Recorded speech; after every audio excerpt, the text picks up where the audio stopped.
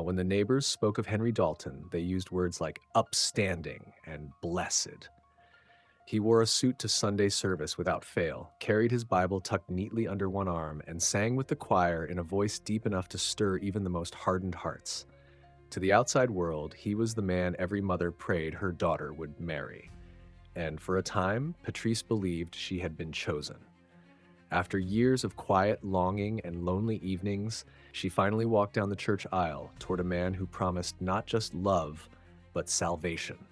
A man who bowed his head in prayer before every meal, who built their first bookshelf by hand, who kissed her forehead each night as if sealing a prayer meant only for her.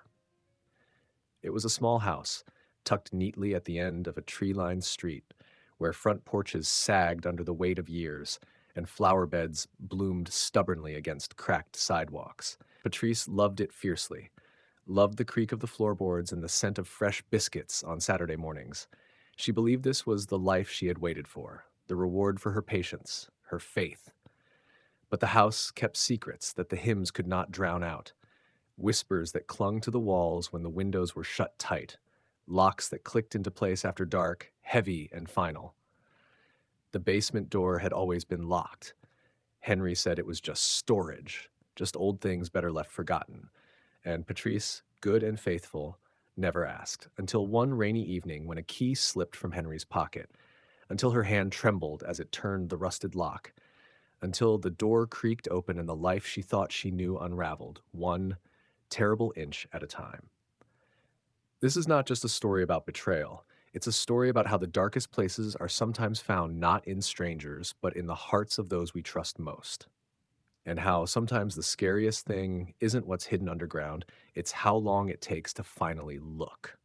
Patrice Holloway had grown up believing that patience was a kind of prayer. Every Sunday, she sat in the third pew from the front, watching young couples parade their new marriages down the church aisle, watching old couples bow their heads together in prayer, hands knotted tight with years. She waited quietly, faithfully, for her turn. It came when she was 36, at a point when she had almost given up hoping. Henry Dalton was everything her heart had been taught to recognize: steady, polite, God-fearing. He worked as a handyman for the church, drove an old but well-kept Buick, and spoke with a soft authority that made people lean in when he talked. He had a way of making a woman feel chosen simply by standing near her, by tipping his head to listen, by offering to carry her groceries with a gentle smile and a murmured, "Let me get that for you, sister." Their courtship was brief but respectable. Church picnics turned into evening walks. Shared scripture readings turned into whispered promises over paper plates of fried chicken and potato salad. Patrice found herself dreaming of small things: fresh linen drying on the line, Sunday dinners after service, warm evenings spent side by side on a sagging front porch. When Henry proposed, he didn't do it with fanfare. No roses, no gathered family, no flashing cameras. Just a simple question asked on a Thursday evening while Patrice was folding laundry and laughing at a joke he barely told. He slipped a plain gold band onto her finger, and in that small, solemn moment, Patrice thought she could hear the very walls of the house sigh in relief around her. They married in the small church she'd attended since she was a child. The congregation turned out in full, clapping and crying and praying over them until the roof seemed ready to lift from the noise. Patrice wore a simple white dress she had sewn herself, modest and lovely, and Henry stood tall and proud at the altar, his Bible pressed against his chest like a shield. The house they moved into was a humble, aging two-bedroom at the far end of Clover Street. Patrice loved it on sight. The worn floorboards that creaked under her steps, the stubborn lilac bush that refused to die despite the thin, rocky soil, the sagging front porch that welcomed her like an old friend. It needed work, yes, but she didn't mind. She saw in it the same quiet potential she had learned to find in people. Henry wasted no time settling in. He built her a wooden shelf for her cookbooks, fixed the leaky faucet in the kitchen, patched the peeling paint around the front door. His toolbox became a fixture on the kitchen counter, always nearby, always ready. He attended every Sunday service without fail, standing beside her in the third pew, his deep voice threading through the hymns like a low river current. Patrice gave herself over to it. She cooked Henry's favorite meals, baked chicken, collard greens, sweet potato pie, even when her feet ached after long shifts at the school cafeteria. She ironed his shirts until the creases stood sharp enough to cut. She rose early to pack his lunch, making sure he had cold tea and a fresh sandwich, neatly wrapped and labeled with a note tucked inside. The neighbors approved. Elder Miss Laverne from next door waved her handkerchief in delight whenever Patrice and Henry passed by. The deacon's wife brought over a pound cake for the newlyweds, gushing about how God had blessed Patrice with such a good man. Even Pastor Simmons clapped Henry on the back after service, murmuring how the church needed more men like him. There were rules, of course. Henry liked things a certain way. The kitchen towels had to be folded just so. The butter had to be placed on the second shelf of the fridge, never the door. The television was kept low after 9 p.m., and guests were discouraged unless planned well in advance. He said it was about discipline, about maintaining a godly home. Patrice believed him. She told herself it was love when he corrected the way she arranged the pantry. She told herself it was devotion when he insisted she stay home some evenings instead of attending Bible study alone. She told she told herself it was protection when he changed the locks without mentioning it first, just in case someone got ideas. At night, lying beside him in the small, neat bed, Patrice would listen to the steady rhythm of his breathing and think, this is what it means to be safe, to be loved, to be home. She hardly noticed the locked basement door at first. Everyone had a place for old junk and broken things, and Henry was meticulous about keeping the house in order. It was only natural he would want to keep certain spaces private, especially a man who valued order and structure so much.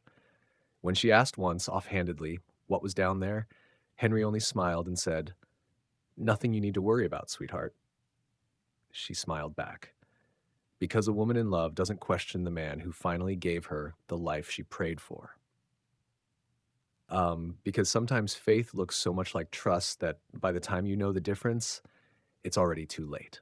The days settled into a rhythm so precise, Patrice sometimes forgot there had ever been a time before Henry. She woke early to the scent of coffee already brewed and the soft creak of his footsteps upstairs. He always rose before her, always dressed before the sun reached the kitchen window. She would find him sitting at the table, Bible open, reading with a stillness that made her feel like she was intruding just by breathing. They rarely spoke in the mornings, and Patrice came to believe that silence was a kind of reverence. Henry believed in quiet discipline, in structured days, in order. He reminded her often how God was not the author of confusion. She nodded when he said these things, even if the words started to feel like walls. She took comfort in the routine, ironing his shirts on Tuesdays, dusting the shelves on Thursdays, fried catfish on Fridays. Her own habits gradually dissolved into his. She gave up her job at the school after Henry suggested she didn't need to work anymore. "Let me provide," he had said, with a confidence that made her feel foolish for even trying to argue. It was framed like a blessing. Patrice told herself it was. She was tired anyway.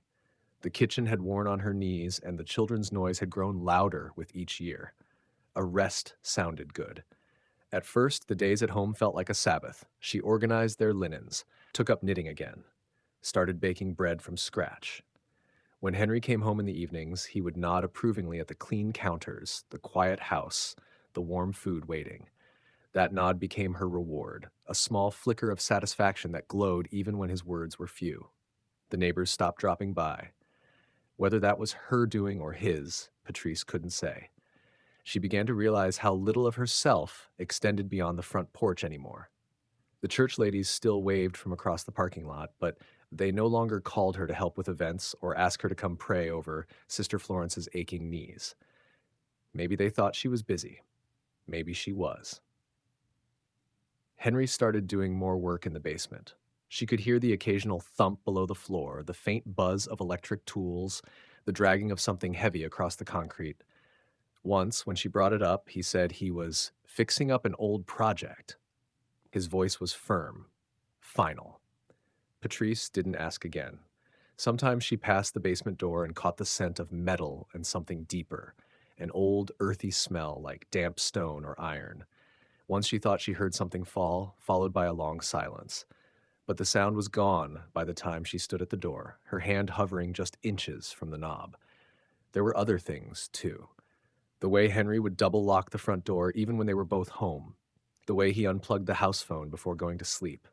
The way he had slowly moved her keepsakes, the ceramic angel her mother had given her, the quilt from her grandmother, off the shelves and into a box in the hall closet. Too much clutter, he said once when she tried to bring the angel back out. Let's keep the space clean. Patrice told herself it was fine. After all, she had Henry, a man who didn't run the streets, a man who prayed over dinner and went to work on time and never raised his voice. He was just particular. That's all. Some men were. She stopped writing in her journal. At first, it was just because she kept forgetting. Then it was because she wasn't sure what she would say. She felt tired more often. Her body moved more slowly, her thoughts like syrup. Henry suggested she was just aging, that maybe she should stop drinking so much coffee, maybe start a new vitamin. When Tasha, her niece, called to check in, Patrice kept the conversation brief. She didn't want to explain why she hadn't visited lately, or why she never answered the phone during the day. She didn't want to say that the phone ringer had been turned off at the wall, or that sometimes she couldn't find the handset at all. One Sunday, Patrice noticed that her old church dress had disappeared from the closet. It was her favorite, the one she wore the day Henry proposed. She assumed it was at the cleaners, but when she asked, Henry said it was torn and he had thrown it out. Didn't want you to fuss over mending it, he said, not looking at her as he clipped on his tie. She never saw the dress again. She began keeping track of small things in her head. Not writing, just mental tallies. How many days since she'd gone out alone? How often Henry went into the basement? How many locked drawers now existed in their home? How many pictures had vanished from the walls? Still, Patrice did not speak of these things, not even to herself. Instead, she stayed close to the stove, kept her voice soft, learned how to move through her home without stirring the air, and in the quiet she began to feel something new. Not fear, exactly, but the sense that she was being erased in the slowest, gentlest way possible. Not with violence, not with anger, just with silence. The wind changed the day the church choir director stopped her in the parking lot. It was a small thing, a casual question. "We haven't seen you at rehearsal, Sister Patrice. Everything all right?" The kind of thing that might have once sparked an apology, a laugh, a promise to show up next Thursday. But Patrice froze. Her mouth opened slightly and no sound came out. Henry was already at the car, engine running. He didn't honk. He never did. But she could feel his presence behind the windshield like a pulse in the back of her neck. She forced a smile and nodded. "Just a little tired," she said. "I'll be back soon." She didn't go back. That night, she asked Henry if she could start attending Wednesday evening prayer service again, just to reconnect, just to see some of the ladies. His hand paused mid-slice over a sweet potato. He looked at her, quiet for too long. "There's nothing for you out there right now," he said. "Back. The world is loud. Best to keep your spirits still." Patrice nodded. She always nodded. But later that evening, after he had gone to bed, she stood in the hallway staring at the locked basement door. Her hands ached to touch the knob, to turn it, to feel some confirmation that she hadn't imagined the sound she'd heard the night before.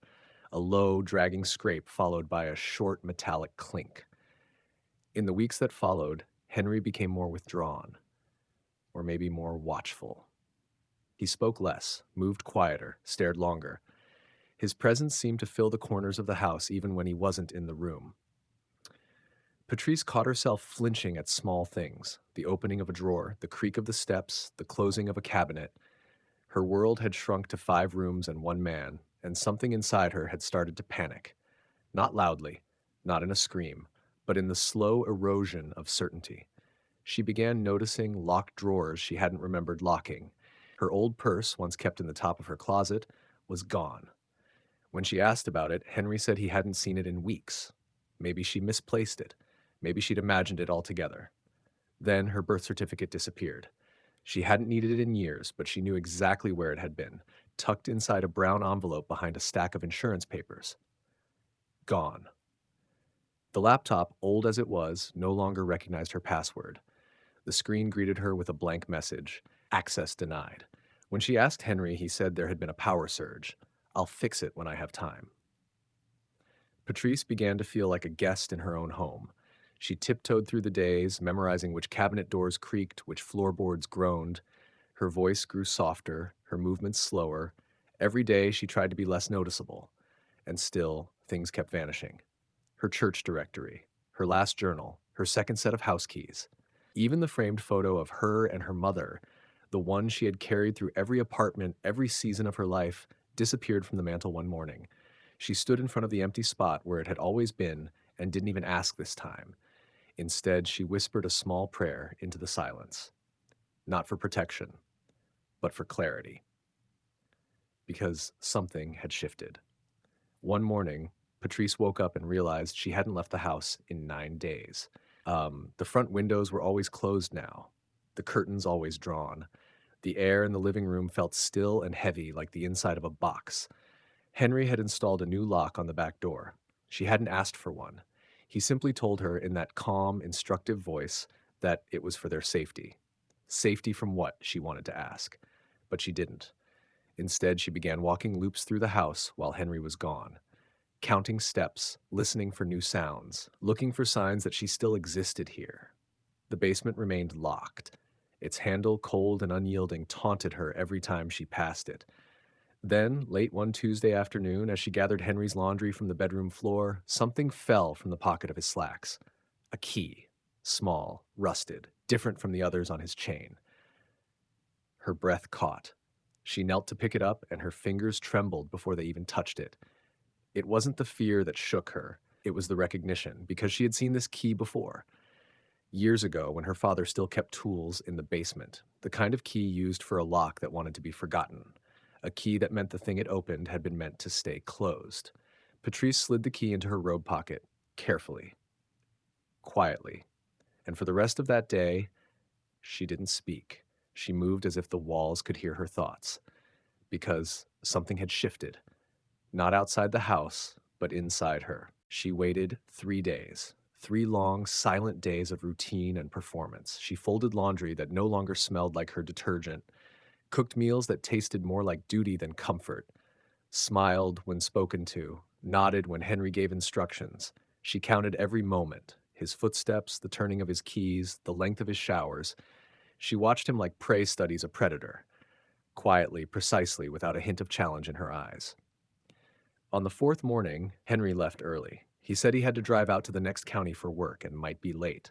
Patrice only nodded. Her heart didn't race. It beat slow and steady, as if her body knew something sacred was about to happen. She waited until his car turned the corner, then walked directly to the closet where she'd hidden the key. She had taped it behind an old shoebox. Her hands didn't shake as she peeled the tape from the box's corner and let the key fall into her palm. The basement door sat at the end of the hallway, plain and unremarkable. But today, it loomed. She hadn't seen what lay beyond it in all the time she had lived there. It had always been locked, always forbidden, always explained away with a soft smile and a firm hand on her back. She approached slowly, listening. The house was silent. No creaks, no pipes, no wind, just the sound of her own breathing, steady and calm. The key slid into the lock with a resistance that made her breath hitch. For a moment, she thought it wouldn't turn, then click. She paused. Her fingers gripped the knob. It was cold, not like a door used regularly, cold like something untouched, forgotten, or hidden. She opened it. The smell hit her first, damp and metallic, thick with age and something else, sweet and rotting, like fruit left too long in a sealed bag. She gagged, hand flying to her mouth, but she didn't close the door. She reached along the wall and found a light switch, flicked it on. The bulb overhead buzzed weakly, casting a dull yellow halo down a steep wooden staircase. Dust floated in the air like ash. The walls were unfinished, the steps uneven. She descended slowly, each creak underfoot sounding louder than it should. The basement was colder than she expected. It didn't feel like part of the same house. The floor was cement, stained and pocked. Shelves lined the walls, metal, dented, some rusting at the corners. Old tools hung from hooks, silent and heavy. A workbench sat against the far wall, cluttered with unmarked boxes, scraps of fabric, bundles of old rope. But it wasn't the tools or the mess that stopped her. It was the table. An old metal table in the center of the room, clean but scratched. Strapped to its surface were restraints, leather, worn, stained. Above it, a single bulb hung low, like casting a harsh white circle that made the rest of the room feel like shadow. Patrice stepped back, her heel caught the edge of something soft. She looked down and saw a blanket folded neatly on the floor beside a shallow wooden box. Inside were women's things: lipstick, a pair of reading glasses, a necklace. She bent lower. Inside the box were multiple IDs. None of them hers, none of them the same name, but all of them black women. Different ages, different cities. Some smiled in their photos, some stared blankly, as if already erased. Patrice stumbled back, clutching the edge of a shelf to keep herself upright. Her breath came shallow now, not from fear, that would come later, but from the heavy realization that the man she married had not been alone before her, that the basement had been opened before. The room around her pulsed with silence, not emptiness, presence, like the walls were holding something in, like the air itself remembered. She backed up the steps without turning her back, closed the door, locked it. Then she sat in the hallway, the key in her lap, her eyes fixed on nothing. Henry came home hours later. She greeted him like nothing had happened, heated his dinner, smiled when he complimented the roast. He didn't ask about the basement, and she didn't tell him she had finally seen the truth, because she knew something now. She wasn't the only one who had waited patiently, and whatever had happened to the women before her, whatever had brought their lives into that room, had come wrapped in the same quiet voice, the same steady hands, the same Sunday clothes. And Henry? He had done this before. The difference was, Patrice was still here, and she had the key. She didn't sleep that night, not even for a moment. She lay in bed beside Henry, her eyes open in the dark, listening to the subtle rise and fall of his breath. He slept soundly, as always, arms folded across his chest like a man at peace, like a man with nothing to hide. But Patrice had been to the basement now. She had seen the truth, and she understood something else, too. He wasn't done. The box in the basement hadn't been tucked away in some forgotten corner. It was placed intentionally, open, waiting. There was room for more inside, space for another name, another photograph, another woman who trusted too quickly. Henry hadn't stopped. He had paused. That's all. And now something in him had begun to stir again. She thought of the night he insisted she stop going to Bible study, how his voice had been just a little too flat, a little too final. She thought of the new locks, the way her phone vanished for days at a time, the way he moved through the house like it belonged to him, and she was simply a guest with a fading lease. The signs had always been there, small, quiet, neatly pressed like his shirts. She just hadn't wanted to see them. Patrice rose before dawn, moved through the house on bare feet. She made the coffee, set the table, cooked breakfast, everything in its place, everything how he liked it. When Henry walked into the kitchen, the smell of fried eggs and buttered toast already thick in the air, he smiled, kissed her on the cheek like he always did. She smiled back. He left for work a few minutes later, car rumbling into the distance. She stood at the window and watched it disappear around the corner. Then she moved quickly.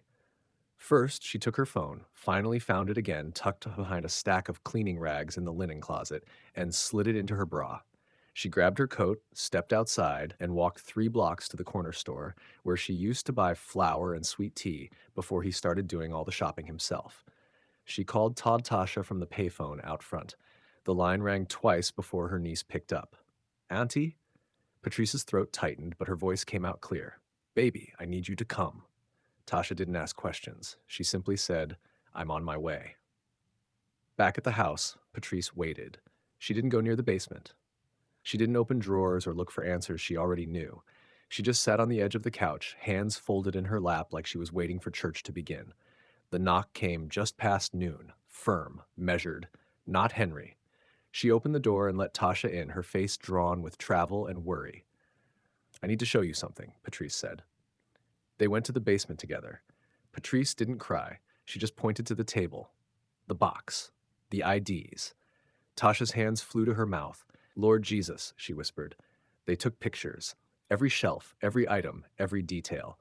Then they left. Patrice didn't pack a bag, didn't take anything with her. She didn't want to. The house wasn't hers anymore. Maybe it never had been. She stayed with Tasha for the next few days. They made calls, first to the police, then to a lawyer, then to a woman Tasha knew from a shelter who had once worked with missing persons. Each conversation made Patrice feel smaller, not because no one believed her, but because the system needed more than belief. The house was in Henry's name. Every bill, every deed, every receipt, even her medical files now listed his contact as the primary. He had taken his time, laid every brick with purpose, and now that she was gone, he had no reason to stop. She learned that two of the women whose IDs were found in the box had never been officially reported missing. One had no known family. The other had been assumed to have moved out of state. The case files were thin, the follow-up non-existent. When the detective came to the house, Henry was calm, cooperative. He showed them the basement, explained it was just part of an old collection he'd inherited from his father. The table, an antique. The restraints, part of a now-defunct hobby. The IDs, left over from a community cleanup project. He smiled through it all. No arrests were made. There was no evidence of a crime. No bodies, no blood, no confirmed missing persons linked to him directly. The detective left with a promise to continue the investigation. Henry stayed in the house. The neighbors stopped asking about Patrice. At church, Henry sat alone now, still in his suit, still folding his hands in prayer like nothing had changed. But something had. And she knew. Because now, when she closed her eyes at night, she didn't see his smile. She saw the basement. She saw the empty space left inside the box. And she knew someone else would come next. She never went back. Not to the house, not to the pew where they used to sit, not to the life she had built around the man she thought was her salvation. Patrice Holloway became a woman without a forwarding address. She changed her number, let her hair go natural, moved into a small rental apartment on the edge of town where the walls were thin, but the locks were hers. No one knew her name there, not at first, and she liked it that way. It gave her space to think, to breathe, to become real again.